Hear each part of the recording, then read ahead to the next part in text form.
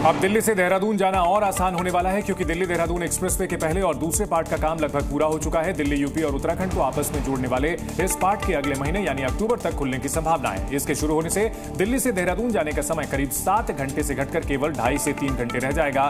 दूरी 235 किलोमीटर से घटकर 213 किलोमीटर रह जाएगी। इससे एक्सप्रेसवे से गुजरने वाले लोगों को जंगल सफारी जैसा फील होगा क्योंकि ये घने जंगलों से होकर गुजरेगा। दिल्ली से मेरठ के बीच नमो भारत ट्रेन का काम भी तेजी के साथ आगे बढ़ रहा है। साहिबाबाद और दिल्ली के न्यू अशोकनगर के बीच नवंबर में ट्रायल रन शुरू होने की उम्मीद है। दिल्ली में न्यू अशोकनगर नमो भारत स्टेशन का काम भी लगभग पूरा होने वाला है। एनसीआरटीसी के अनुसार निर्माण का काम अब आखिरी स्टेज पर है। चालू होने के बाद न्यू अशोकनगर और मेरठ की दूरी सिर्फ 35 से 40 मिनट में पूरी हो जाएगी। दिल्ली के एलिवेटेड पुल का काम भी पूरा हो चुका है, जिस पर अब ट्रैक बिछाने का काम तेजी से आगे बढ़ रहा है। कार चालकों को सरकार ने बड़ा झटका दिया है। जीएसटी काउंसिल की बैठक में कार सीट पर जीएसटी बढ़ा दी गई है। कार सीटों पर जीएसटी दर को 18% से बढ़ाकर 28% कर दिया गया है। मतलब अब कार सीट के लिए लोगों को ज्यादा पैसे खर्च करने पड़ेंगे। पहले बाइक की सीट पर जीएसटी ज्यादा थी और लोगों को इसमें भी राहत की उम्मीद थी, लेकिन सरकार ने इसे घटाने के बजाय कार की सीट पर जीएसटी को बढ़ा दिया। जीएसटी परिषद ने इसे बढ़ाकर मोटरसाइकिल सीटों के बराबर कर दिया। वहीं बाइक की सीटों पर पहले से ही 28% जीएसटी लगती है। इस बदलाव के बाद दोनों तरह की गाड़ियों का जीएसटी रेट बराबर हो गया है।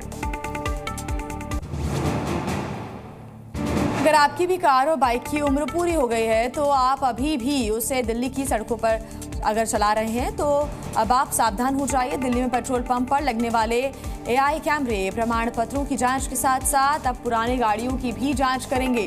एआई से लैस कैमरे ऐसी गाड़ियों की जानकारी को भी देख सकेंगे जिनकी उम्र दिल्ली के लिहाज से पूरी हो चुकी है।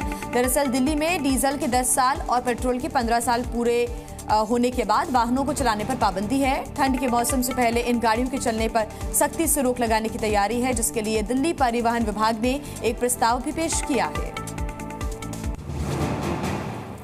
अगर आप भी कॉलेज में असिस्टेंट प्रोफेसर बनना चाहते हैं तो ये आपके लिए जरूरी खबर है। दरअसल अब नई शिक्षा नीति के तहत इसके लिए पीएचडी की डिग्री जरूरी नहीं है। यूजीसी चेयरमैन ने इसको लेकर नई जानकारी दी है, जिसके अनुसार असिस्टेंट प्रोफेसर के लिए पीएचडी अनिवार्य नहीं है। अब बिना पीएचडी किए भी आप किसी कॉलेज में असिस्टेंट प्रोफेसर बन सकते हैं, जिसके लिए नेशनल एलिजिबिलिटी टेस्ट यानी यूजीसी नेट पास होना जरूरी है। इस परीक्षा में 75% से पास होने वालों को जेआरएफ मिलता है। वहीं नेट पास होने के बाद पीएचडी में भी दाखिला ले सकते हैं।